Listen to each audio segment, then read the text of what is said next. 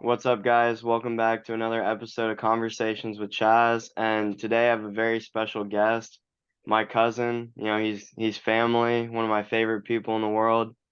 Singer, songwriter, artist, incredibly talented individual, Jahron Luis. How you doing, brother? I'm good. I'm good.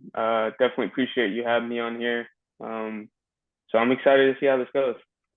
I'm really excited as well, man. It's been a long time coming. I've wanted to have you on here since I started the podcast, and so it's super cool that we get to do this, talk a little bit about what you've been up to, what you're doing, what you've got going on in life and everything, just, catch up and talk.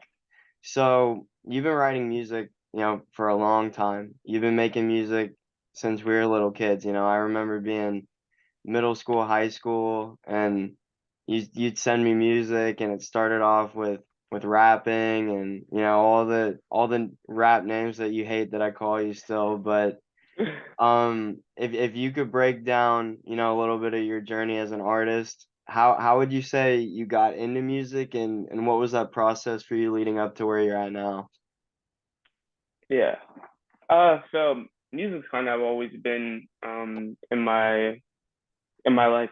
Growing up, my family always listened to music. And it was all kinds of music too. It wasn't just like one specific genre. Like my parents very much listened to all kinds of like hip hop, 80s music, 90s R&B, bachata, salsa, merengue, and to all with the like reggaeton. So like, I was never, I guess, like put in a box as far as like what music I really listened to because I heard a little bit of everything, and I would just, remember growing up, birthday parties, family parties, like it was all music was always really important. And as I got older, elementary school, middle school, like I kind of used to sing, but I sing like as a joke.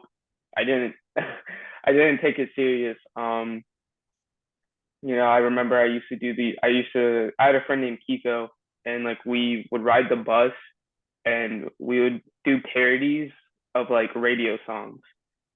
And so like we would just like be singing these like radio songs, but like making like making them like super goofy and everything. And then I try to do the sixth grade talent show. I don't know if I ever told you this. I don't know if you did. Was that Yeah, that that was was in I North think Carolina or after yeah, we? that was in North Carolina. I think you had already moved to Texas, Yeah. and that was the first time I'd ever sang in front of anybody. And I remember I was really nervous too because at the time, like singing wasn't as like I guess accepted as it is like now. Like back then, as a kid, if you sang, you were kind of like made fun of a little bit Mhm. because like you were seen as soft or whatever. So Yeah. like I remember I was even scared to tell my mom that I was gonna sing. So I think the parents had to like meet up with like beforehand, and you had to kind of explain what you're gonna audition for. And I remember I lied and said I was gonna dance, For real? and then yeah, because I was even embarrassed to tell my mom that I was gonna sing. And then um I remember I auditioned and I did Bruno Mars whatchamacallit, Catch a Grenade for You.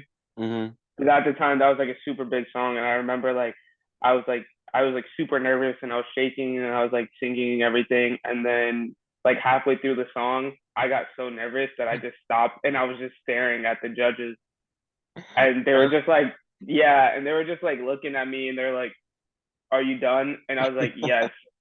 And then they kind of I don't really remember what the feedback was, but I remember I just walked off the stage because I was so nervous. Wow. Yeah, no, I don't think you've ever told me that.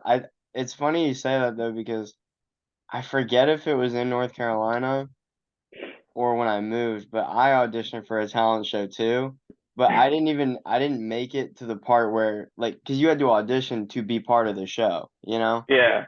And yeah, no, it was like me and some of the kids in my class, and I'm pretty sure it was fifth grade actually.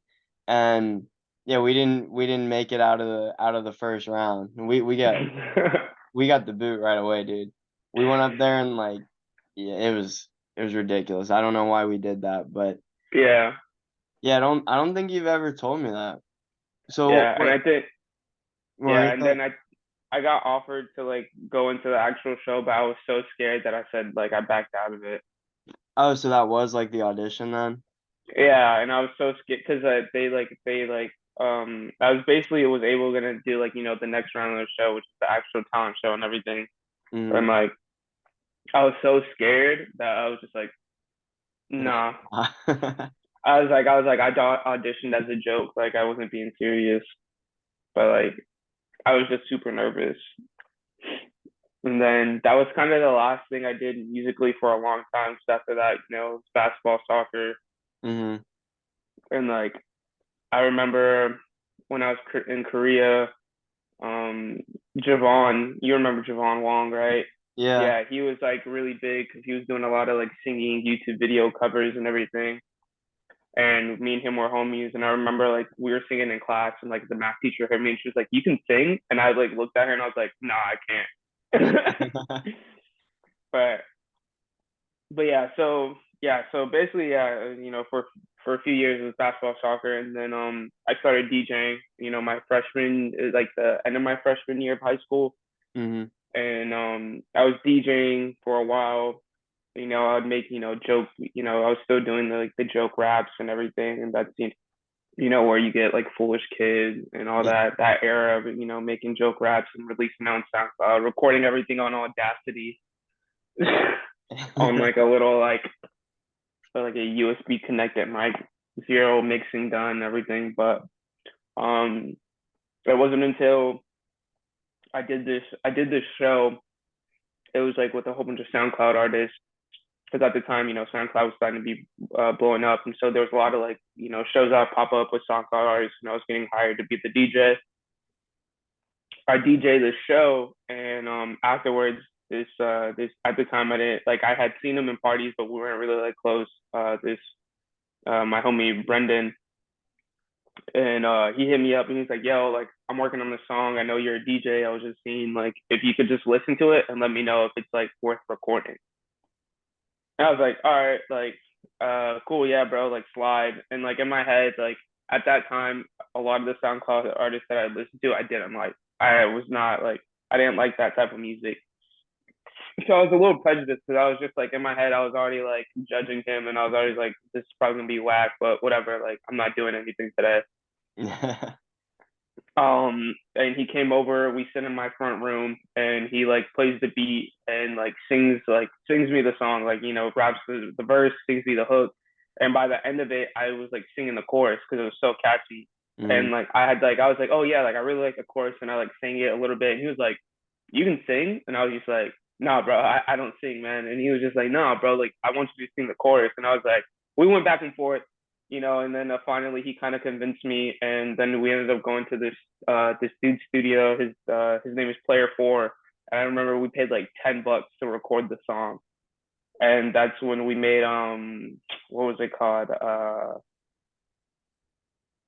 I forgot actually. Nah, I'm gonna sit here and I forgot the name of the song, but yeah, it was like the first song released on SoundCloud, and then from there we just started releasing songs, and then we developed into duo. Mm-hmm. Yeah, and then yeah, that went on for a little bit, and then we broke apart, and then that's when I linked up with Julian or Oakland, and that's when I made like my first like R&B tracks and everything, and I kind of became the solo artist that I am today. Would you say too that kind of kind of going through, always wanting to sing, it seemed like, but going through different genres and trying to figure that out, do you think that that helped you get to where you are now versus like going straight into it and being like, yeah, I sing, this is what I do, like I make R&B type stuff. Do you think it was better that you kind of had to go through like, because I feel like everybody at some point in time, whether they're actually an artist or not, has rapped, you know? Like Yeah, I even have an album out, bro. Like everybody raps like once. And so I think it's super cool. Like watching you progress has been really cool because I've seen you kind of develop into like your own actual sound versus like being a cookie cutter kind of like oh I rap yeah, and I rap about this, or are you glad that you kind of did that before you started singing, or does part of you wish that you would have been like full speed ahead, like singing, like, either getting like coaching or whatever you would need to do to improve like earlier on? I think I would say it's 50, it's like a 50-50 or like 60-40 split where partially like part of me is like, I would never change it. Mm-hmm. I think, it happens for a reason and, I'm developing still today on my voice and everything. But there is a part of me that wishes that I would have never let people get in my head as far as making it seem that like, singing is like cowardly or like, Mm-hmm. like it's like soft boy stuff. Because I probably would have had a lot stronger voice than I do now. Because like, singing, you use muscles, it's a muscle. And if you don't use it, just like in the gym or like your brain or whatever, like if you don't use it, you lose it.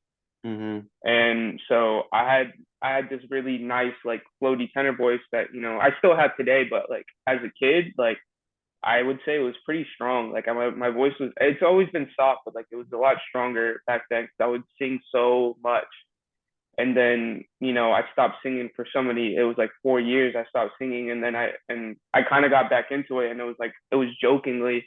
And then, from like what I was 11, 12 when the audition and everything happened. And then I didn't Mm-hmm. sing again for real until I was 17. Yeah. So like I like all those years I could have been developing my voice, getting coaching, and I probably would have had a stronger voice. But at the same time, I'm grateful for it because like now I can go and I can tell people that are kind of in my position that they think like, oh, it's too late for me to learn how to sing. Mm-hmm. When it's not true. I started, yeah, I kind of had the natural, like the raw ability a little bit, but it took a lot of work. It took a lot of refining. And I used to have a video where it was like a video of me at like 17 singing like Boyfriend by Justin Bieber. And it was so bad. So bad.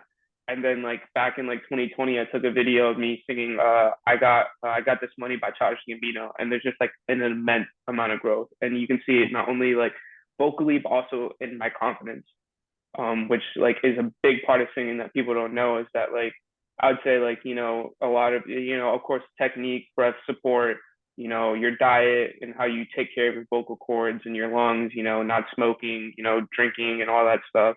But a lot of it is also confidence. If you don't have confidence, then you won't hit the notes because you're not confident. Your breath support won't be there because you're so shaky. You're like so that's all crucial, and those are all things I had to learn with like trial and error on my own. I till this day I still haven't had any official like coaching vocally. It's all been like listening to my favorite artists, practicing and training myself, and doing like these like unprofessional ways of teaching myself how to sing and how to become better. And to this day, I still want to get better. I still want to get a stronger voice, and like I have that ability because most people don't know this, but your voice continues to develop and change until you're the age of 30. Once you hit like 30, 32, that's when like whatever voice you have, it's pretty much locked in. It really can't change. But until that age, you can widen your range, get a lower, well, you can hit more bass notes, you can become a better tenor, you can make it stronger. And like it's all with like training, dedication, and that's some stuff that I'm looking into now. Now that I'm a little bit older, I have some money and I have some more time on my hands. I'm looking into possibly getting a vocal coach so I can actually get the professional training I need to get the voice that I really want, because I think I'm also at a point in my career where I feel like because um, I haven't had professional training, I've kind of put myself in kind of like this box where like I can only do certain ranges, and I feel like the only Mm-hmm. way to get out of that is now that I have to. I took myself to a certain level, and I feel like now I need like some type of professional level to get me to the next notches that I want to go to. Yeah, definitely. And that's so interesting, you provide a lot of information that I don't think a lot of people know. Like so much of that stuff is you kind of have to be in that space to even know it or consider it. But would you say then that anyone could sing? Do you think anyone could be at least like competent at singing, and then like natural talent takes you to like another level? Do you think anyone could really if say someone is a horrible singer right now, if they really wanted to, could they become a good singer, or is there a threshold to that? Um, I would say there is a threshold because where hard work stops, it's vice versa. Where hard work stops, the rest has to be talent, and where talent stops, hard work continues. It's both sides of the coin. So I definitely think what it is that people can, they that cannot sing can learn how to hit notes, and you won't be the best singer, but you also won't be the worst. So there's artists a lot, and this is kind of becoming a new thing, and that's why there's so many artists now that can sing because where their talent stops, auto tune picks up. Because really, really, with auto tune, all you have to do is hit the note. If you can hit the note, auto tune kind of takes care of the rest. Not saying that auto tune is going to make you sound immaculate, but it's going to make you sound enough to be able to listen to. And Yeah. so that's why there's so many artists now that like they're like, yeah, I rap and sing. And it's not like it's not really that they can sing, it's just that they can hit notes. And that's like a really big difference between being able to hit notes and to actually be able to sing. Hmm. So I think people that cannot sing can definitely like and don't really have any like raw talent for it can definitely train themselves so that they can hit notes and they can sound like they can sound pleasing and they can kind of maybe sing some of their favorite songs and not sound bad. Hmm. But I think it's also something that like where like you kind of have to be born with it, where like if you kind of have that voice, then you can go on and like you can become like a singer. But I think at this point and with like technology and everything, I mean pretty much anybody can be a singer now. Yeah, do you think there's almost even like a market or kind of like a niche where people almost like the artists that can't sing as well, where it's almost like Yeah, there's auto tune, like robotic, almost like just very yeah. authentic, I guess you could say, and then they kind of like gravitate towards it because it sounds different. Yeah, I would say like the auto crooner like age of music is definitely prominent. And I think it's just because like it's because that like because all it's not like they have some crazy voice. It's not like some Chris Brown, Justin Bieber, like they're like hitting riff runs and doing crazy things, but they're hitting these notes and they're steady and like they sound good, they're sonically pleasing, they're catchy. And what happens is that they're a little bit more prominent because like people that can't sing for real can sing along with it Mm-hmm. without any problems. So it's a lot easier. You can sing some of these songs and like, and it's a little bit more enjoyable because it's like and it's more of a reach while like trying to sing along to like a Justin Bieber song like you can kind of do it but you sound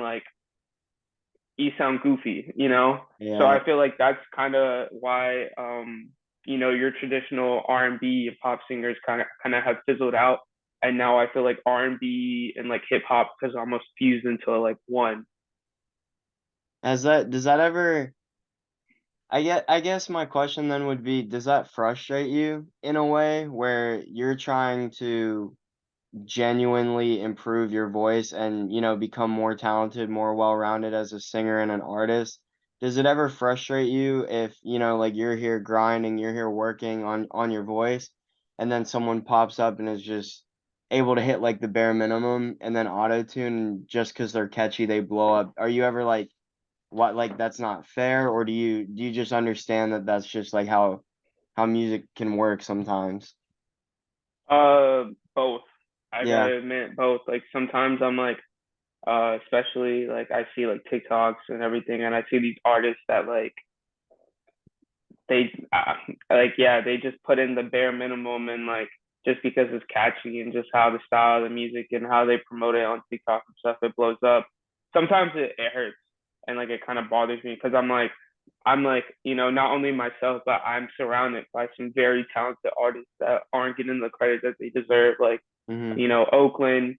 Oakland is super talented dude, but like I feel like he doesn't get the credit that he deserves. Miguel, super talented, and like he's starting to get that light. But the thing is that I feel like with his talent and his ability, he should have like both of them should have like popped off years ago. Mhm. But I think it's just I don't know what it is. I couldn't tell you because like it's not like they don't make stuff that isn't catchy. They both make stuff that catchy. They both have a very sonically pleasing voice and melodies, and they're both of their writing abilities are like insane to me.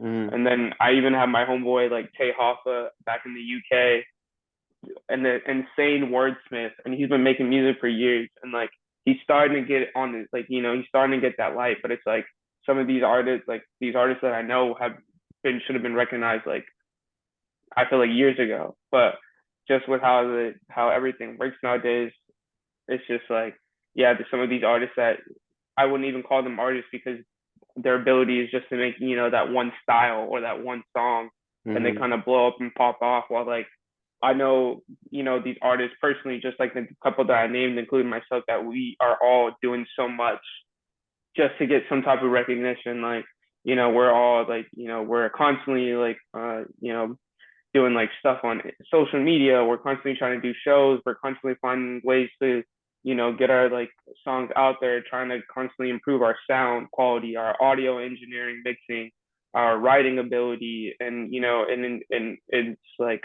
it's something where it's like it's not even individual anymore. Like because when we were younger, it was a prideful thing, and everything was just like, oh, me, me, me, me, me. But now we've gotten to the age where it's just like it's we. Like we all need to work together for us to get to where we want to go. Like if one, it's kind of like if one person gets higher on the ladder, you reach down and you pull the person that's down there up with you. It's kind of how we're working on it now. And and like yeah, it's just like it's kind of how it is. And it so I'd say it's 50-50. Like you kind of get hurt, but then you're also like, you know what, that just means I need to work harder. Mm-hmm. Yeah, and I think it's important that you look at it from that standpoint that you do, you want to continue to keep working because it's easier almost to just be like, whatever, it's not fair. Like I'm just not gonna, like screw it. Like I don't want to do music anymore. Like you Yeah. could take that approach, but really you just gotta keep grinding, like you said. And all the artists that you mentioned, you guys are all incredibly talented, and I've been saying that, and I think too at the end of the day there's something to be said about your guys' authenticity, and you're not really you're not selling out either, because Yeah. Yeah. that's a whole nother rabbit hole we could go down. But I do think that being, you're are you an independent artist? Are you part of Renegade still? Like, how does that work? I guess I I put you guess on the spot, but I don't know. I don't know how it works. So.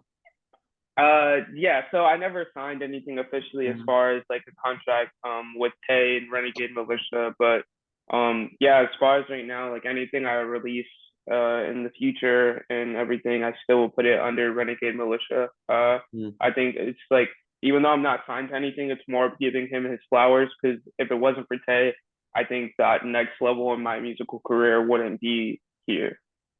He opened the door to so many opportunities and linked me in with so many people, including Damien D Major, an amazing producer. He produced all my songs that are out right now on all streaming platforms. If it wasn't for him, I wouldn't have all my singles. I wouldn't have my album and everything. So yeah, so I still I still put everything out under Renegade Militia.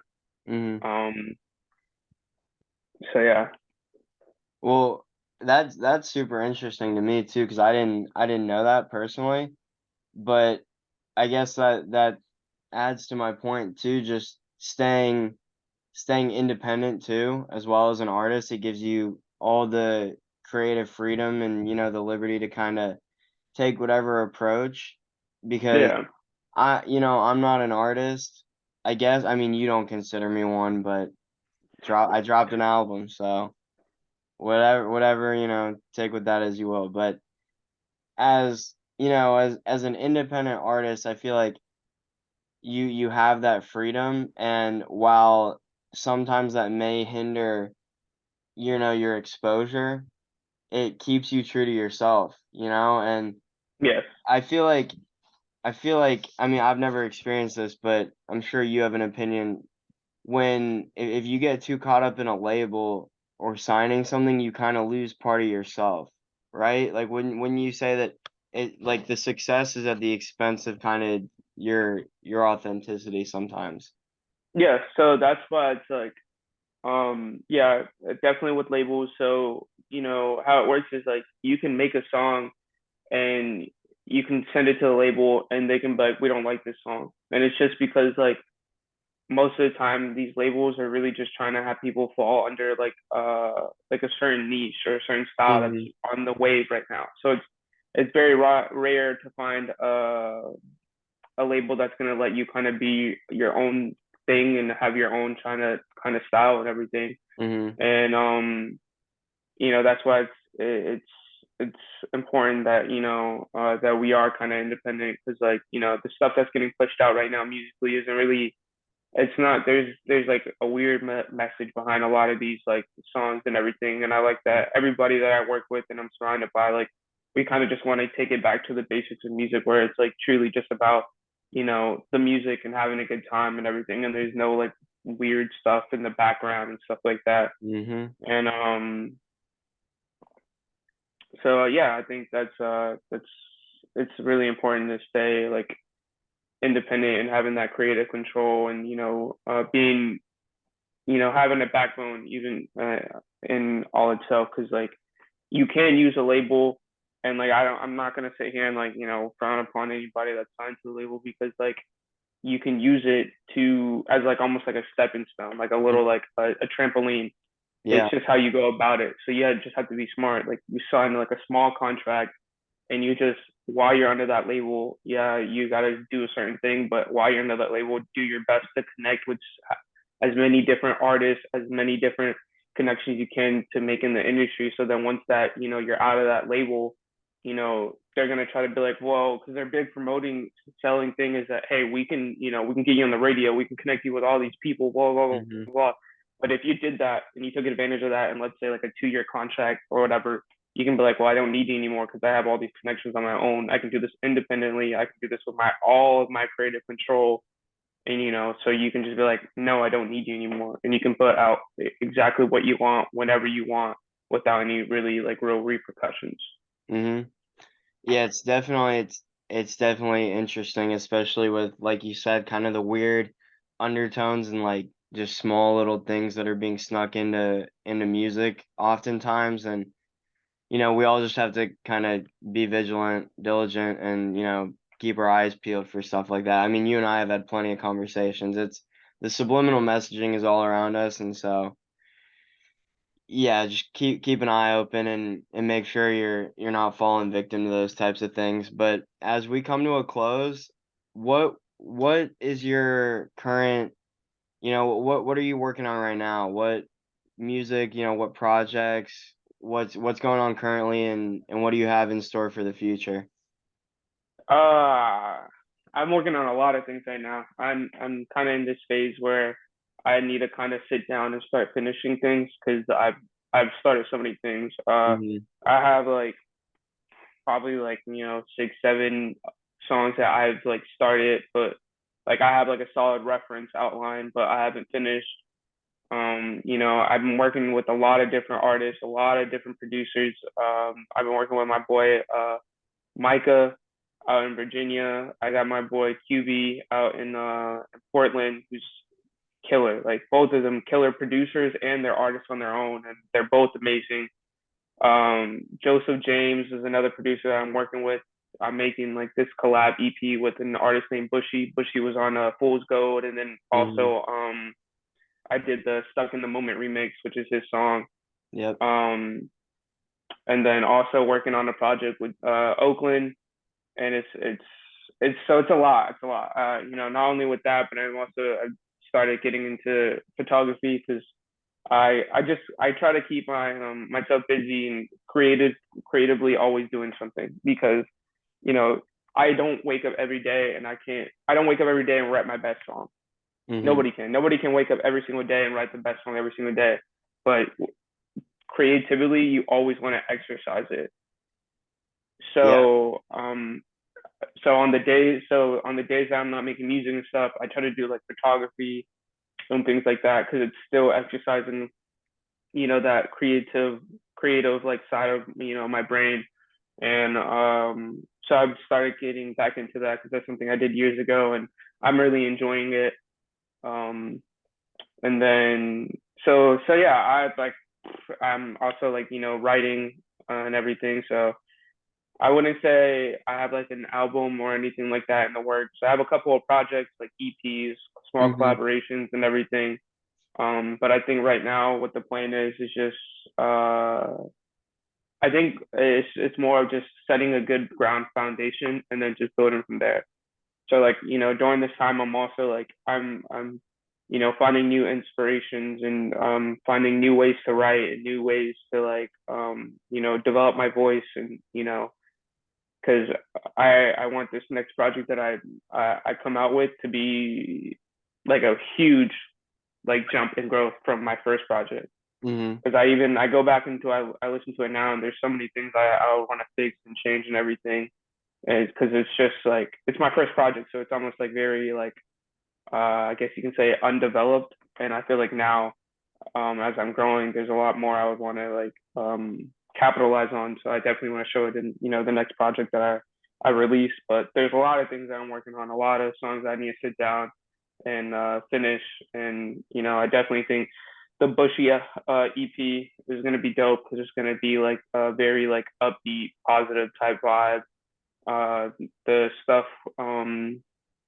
with Oakland is gonna be also like a little bit more upbeat and like that like kind of more pop around too. And then working with these producers, Micah, QB, who are amazingly talented. I'm super excited, and also Joseph James, another super talented producer. So like it's so cool to be able to collaborate with them because they're all just immensely talented.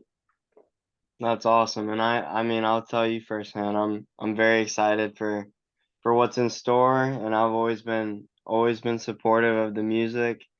And even the songs that you don't like that you've made, I'm always a big fan.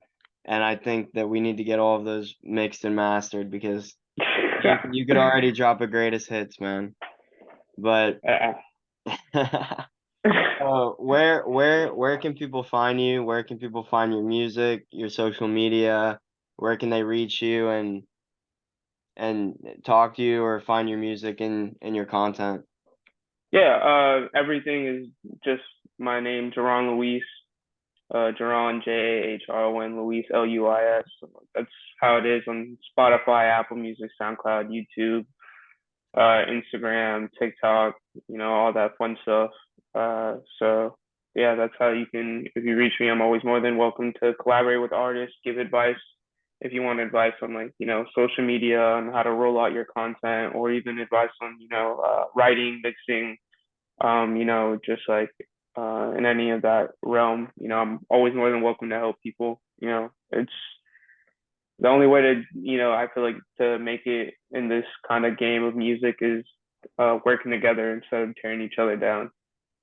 I think that's a very powerful message, man. I really do. And it's been great having you on the podcast. And I think that there's a lot more stuff that we could go over, things that we could talk about. And, you know, we we've known each other forever, so we could do a podcast just on a elementary school and middle school and just we can just Yeah, laugh about the past, man. But it's been a pleasure, and I'm so excited for what you have in store, man. So it's been great. I appreciate you.